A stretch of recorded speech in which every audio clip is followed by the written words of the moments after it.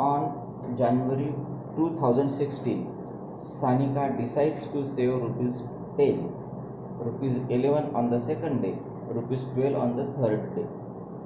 If she decides to save like this, then 31st December 2016, what would be her total saving? प्रश्न समजला आहे. 1 जानेवारी 2016 म्हणजे 2016चा पहिला दिवस, 2016चा पहिल्या दिवसापासून सुरू केलं. सानिकाने ठरवलं की या वर्षी आपण काय करायचं, पहिल्या वर्षी 10 रुपये, दुसऱ्या वर्षी 11 रुपये, दुसऱ्या दिवशी 11 रुपये, तिसऱ्या दिवशी 12 रुपये, चौथ्या दिवशी 13 रुपये असे कंटिन्यूमध्ये वाढवत राहायचे. तर 31 डिसेंबरपर्यंत तुम्ही रक्कम जमा करायला ठरवलं, म्हणजे पूर्ण वर्षभर. एका वर्षाचा कालावधी किती असते? 365 दिवस. 1 जानेवारी ते 31 डिसेंबर असा प्रश्न येईल. एका वर्षाचा कालावधी किती असते? 1 जानेवारी ते 31 डिसेंबर. एवढ्या याच्यात तिनं काय ठरवलं? सेव्हिंग करायला ठरवलं. सुरुवात कोणत्या दिवसापासून केली? पहिल्या दिवशी किती रुपये? आणि किती रुपये? 10 रुपये. 10 रुपये. तर 2 जानेवारीला किती करेल? 11. 3 ला 12. 31 जानेवारीला असे दररोज वाढत जातील. 31 जानेवारीला तेवढेच पैसे वाढत जातील 31च्या हिशोबाने. मग नंतर फेब्रुवारी, नंतर मार्च, एप्रिल, मे, जून, जुलै, ऑगस्ट, सप्टेंबर, ऑक्टोबर, नोव्हेंबर, डिसेंबर आणि डिसेंबरचे शेवटच्या दिवसापर्यंत अशी किंमत वाढत गेली. तर 2016ला तिची पूर्ण एकूण सेव्हिंग किती होती हे आपल्याला काढायचं आहे. आता पहिल्या दिवशी किती? मग ए बरोबर किती? ए बरोबर T1 बरोबर 10, T2 बरोबर किती? 11, T3 बरोबर किती? 12 डॅश डॅश, Tn बरोबर किती ते काढायचे. आपल्याला ते माहित नाही म्हणून इथपर्यंत हे झाली पहिली. डी बरोबर किती आहे रे? 1. डी बरोबर किती आहे? 1. कसा काढायसाठी? दुसरी टर्म मायनस पहिली टर्म. 11 मायनस 10 1 रुपये. 11 मायनस 10 किती रुपये? 1 रुपये. ही झाली टीची किंमत. आपल्याला प्रश्न काय विचारला ना? What would be her total saving. Total म्हणजे काय? एकूण. एकूण म्हणजे काय? माझ्याजवळ 4 रुपये आहेत, 5 रुपये आहेत, 6 रुपये आहेत. एकूण किती रुपये आहेत? 6, 4, 10, 5, 15. म्हणजे काय केली तुम्ही? ॲडिशन करायची. म्हणजे हे काय काढायचे आपल्याला? SN काढायचं आहे. SN असं तुम्ही नाही ते समजलं येईपर्यंत. आता याच्यावर तुम्हाला पूर्ण काढायचे आहे. आता यांची किंमत किती राहील ते आपल्याला काढायचे आहे. पहा, वर्षाचे किती दिवस असतात? एका वर्षात किती दिवस असतात? 365. पण लीप इयर असलं तर 66, 366. आता 2016 हे काय आहे? लीप इयर आहे. 2016 हे काय आहे? Leap year. मग काय लिहितो मी? As 2016 is a leap year. Leap year n is equal to 366. Sorry, 366. Therefore, yes, 366 बरोबर क्वेश्चन मार्क. समजला का? आता यांची किंमत माहित झाली आपल्याला. यांची किंमत माहित झाली तर डायरेक्ट फॉर्म्युला वापरता येईल की नाही? Therefore, using Sn is equal to n by 2 plus n minus 1 into d into d. याच्या जागी किती घेऊ? 366 upon 2. 2 याच्या जागी किती घेऊ? 10. याच्या जागी किती घेऊ? 10 प्लस याच्या जागी 366 minus 1 into d च्या जागी 1. याच्यात भाग होते. बे 1 बे उरला 1 और 6 16 बे 8 16 आणि बे 3 6 9 20 प्लस 365 बरोबर 183 into 365 20 385 बरोबर. आता यांचा मल्टिप्लिकेशन करावं लागेल म्हणजे किती जावं लागेल 183 into 365 म्हणा 5 3 15 हाताला 1 5 8 40 नाही 1 हाताला 4 5 1 5 4 9 0 8 24 8 24 4 हाताला 2 8 8 64 2 66 6 8 1 8 6 14 2 0 3 3 9 3 8 24 4 हाताला 2 3 1 3 2 5 पुन्हा एकदा 5 3 15 हाताला 5 8 40 आणि 41 हाताला 4 5 1 5 4 9 8 24 4 हाताला 2 8 8 64 2 66 6 हाताला 6 8 1 8 6 14 ठीक आहे. त्याच्यानंतर 3 3 9 3 8 24 4 हाताला 2 3 1 3 2 5 5 5 9 2 18 6 24 24 4 हाताला 2 4 4 8 9 10 0 हाताला 1 70,415 सानिका's total saving is equal to rupees 70,455. एवढे पैसे बचत केले एका वर्षात. एवढे पैसे तुमचे जमा होऊ शकतात फक्त किती रुपयानं 10 रुपये रोजचे 10 रुपये. मग एक दिवशी 1 रुपये वाढवा. शेवटच्या दिवशी फक्त 366 रुपये जमा करा. 366 अधिक 10 376 रुपये.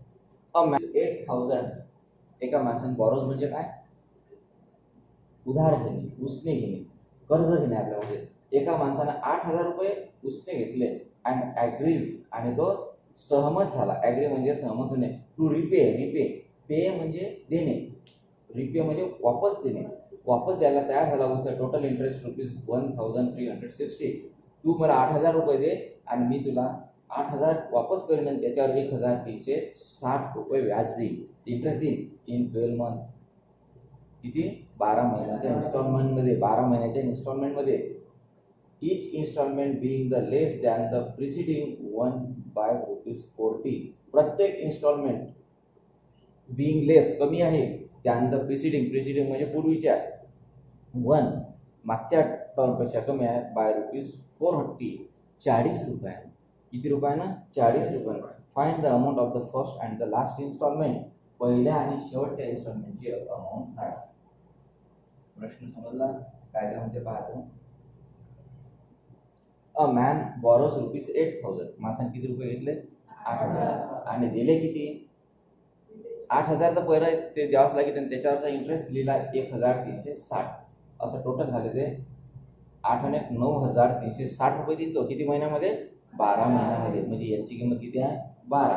आणि आपल्याला काढायचं पहिली इन्स्टॉलमेंट आणि शेवटची इन्स्टॉलमेंट. प्रत्येक इन्स्टॉलमेंट हे 40 रुपयानं कमी होत चालते पहिले सांगा बरं मग टोटल रक्कम किती झाली SNPT आहे SN is equals to 8,000 balance मधले प्लस 1,360 हे इंटरेस्ट मधले उत्तर येते 9,360 रुपये. 9,360 रुपये हे झाले असं इंटरेस्ट. 9,360 रुपये झाले इंटरेस्टचे झाले. इंटरेस्टचे रुपये झाले 9,360. पुढच्या स्टेप मध्ये काय म्हणता n बरोबर किती आहे 12. 12 महिन्याचे 12 इन्स्टॉलमेंट होतील किती. डी बरोबर किती होईल बस या डी वरच गणित आहे. -40 प्लस 40 नाही -40 प्रिसिडिंग 1 लेस दॅन होऊन राहील. डी ची किंमत घटती असली तर काय असते नेहमी म्हणजे पहिल्या महिन्यात जर त्यांना 100 रुपये दिले तर दुसऱ्या महिन्यात किती दोन 60 रुपये. तिसऱ्या महिन्यात त्याच्यातून 40 गेले 20 रुपये त्याला म्हणतात लेस दॅन. समजलं पहिल्या महिन्यापेक्षा 40 कमी होऊन राहिली. समजा पहिले जे आपण मनात मागून घेतो पहिली इन्स्टॉलमेंट झाली 100 रुपये दुसरी किती देईल 60. डी ची किंमत कशी काढायची 60 - 100 T2 - T1 म्हणजे आन्सर किती येईल -40 उर्फ 40 आपल्याला काय काढायचं आहे?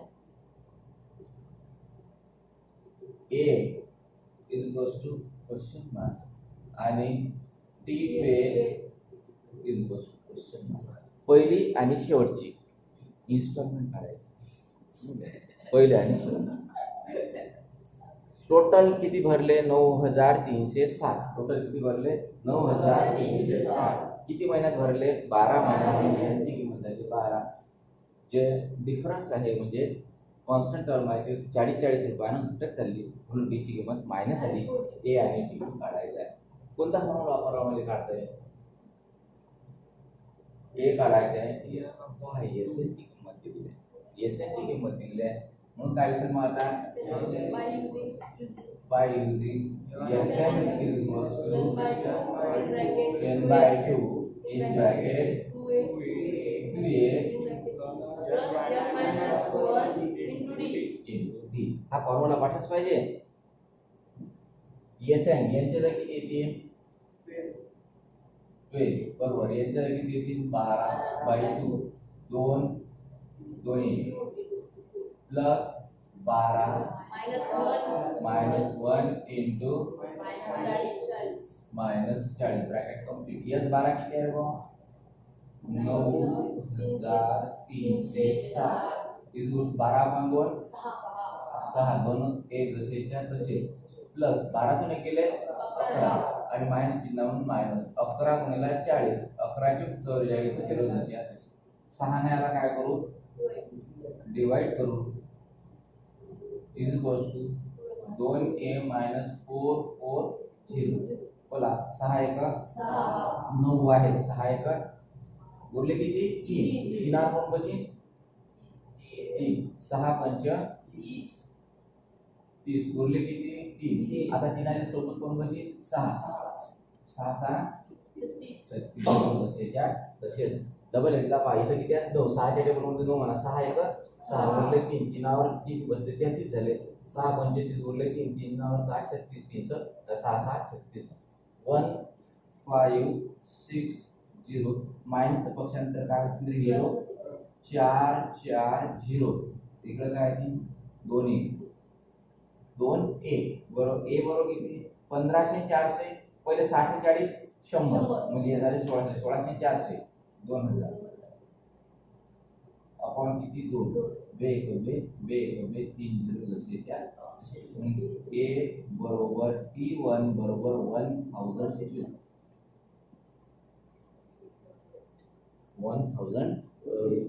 पहिली टर्म. बरोबर आहे. हे झाली याची पहिली टर्म. की आपल्याला काय काय विचारलं? ए आणि आता दुसऱ्या कसा फॉर्म्युला वापरू शकता तुम्ही? नाउ काय कसा? Using Pn is equals to a plus n minus 1. कारण अजून आपल्याला 12वी पद काढायचं आहे की नाही? 12व्या पदामध्ये Tn ची किंमत किती होती मग? T12 बरोबर. a म्हणजे किती आहे?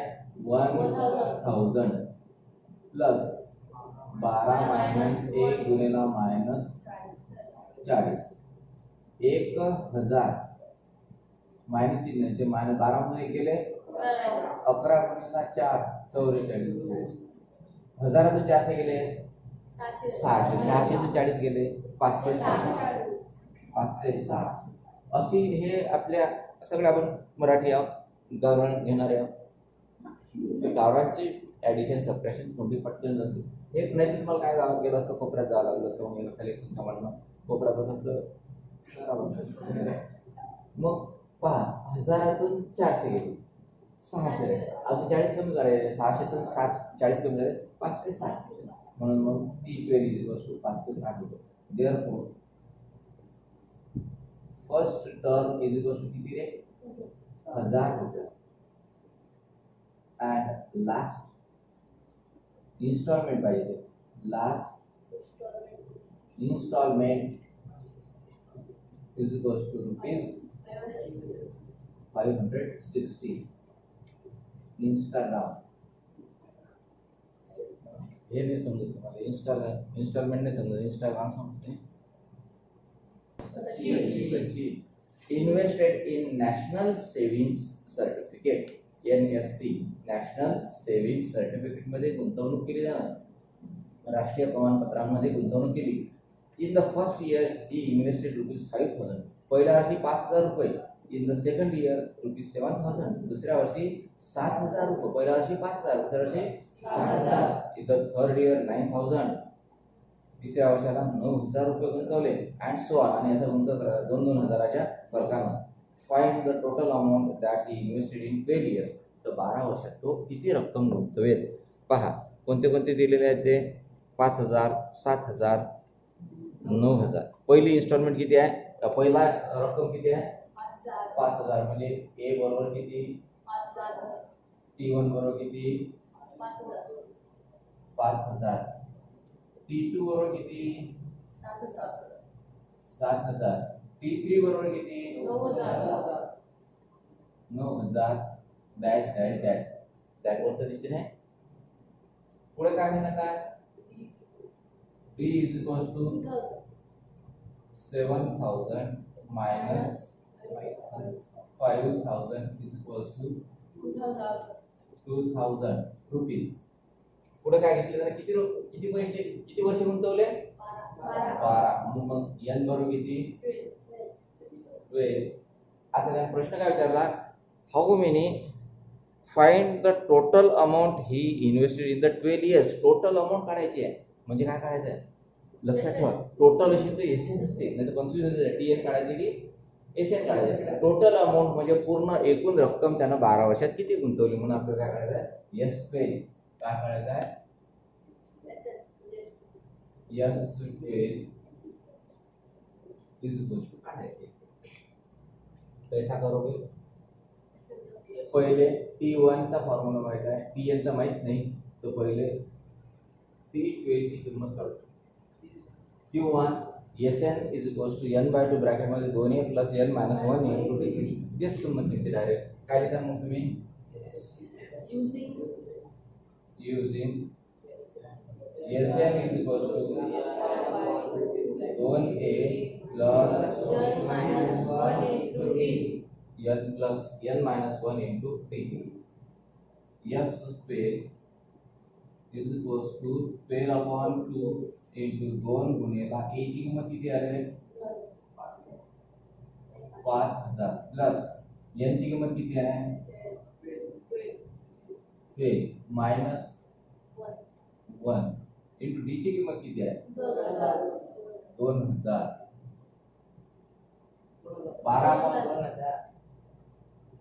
12/2 6 5,000 दुनी 1000 येते पैसे लिहिणे मुश्किल झालं मला 12 दुनी गेले 11 11 दुनी 22 वर 2 3 0 बरोबर 6 ब्रॅकेट मध्ये किती झाले एकक दशक शतक हजार 10,000 22,000 10,000 डायरेक्ट 32,000 बरोबर 3 0 जशीच्या साइन मध्ये 12 2 हाताला एक साइन 18 ने 19 3 घर सोडून कॉमा 2 घर सोडून कॉमा पहिला 3 घर सोडून असते 1,92,000 देयरफॉर बनायते बरोबर आहे कोण